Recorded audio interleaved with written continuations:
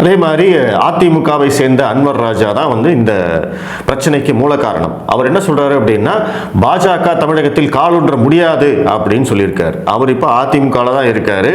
அப்போ அதிமுகவும் பாஜகவும் கூட்டணியில் இருக்கு. இத்தனை நாள் வந்து பாஜகவை சேர்ந்தவர்கள் வந்து அதிமுக கூட்டணிக்கு எதிராக பேசிக்கொண்டு இருந்த போதெல்லாம் இவங்க என்ன சொன்னாங்க, இல்ல அதிமுகவோட கூட்டணி வச்சாச்சுங்க, இதுக்கு மேல வந்து நீங்க இப்படி எல்லாம் பேசுனீங்க அப்படின்னா அது வந்து கூட்டணிக்குள்ள குழப்பம் வரும், அதனால வந்து அதிமுகவை விமர்சனம் செய்வதை தவிர்க்க வேண்டும் அப்படின்னு அமித்ஷா வரைக்கும் டெல்லியில இருந்து வந்து சொல்லிட்டு போனாங்க. அவர் சொன்னது உண்மை. இன்னைக்கு வந்து அதிமுக கட்சிக்காரங்களுக்கும் அதே பொருந்தும் இல்லையா? அவங்க பாஜகவோட கூட்டணி வச்சுட்டாங்க இல்லையா? அப்படி இருக்கிற போது அந்த கூட்டணிக்கு வந்து குழப்பம் விளைவிக்கும் விதமாக அன்வர் ராஜா எல்லாம் பேசுற போது அதை வேடிக்கை தான் பார்க்கறாங்க. அதை யாரும் வந்து கண்டிக்கிறது கிடையாது. நேற்று அன்வர் ராஜா பேசினது சன் டிவியில் வந்து நைட்டு விவாத பொருள். அப்போ இதோட கனெக்ஷன் என்ன? நீங்க எதுக்காக பேசுறீங்க?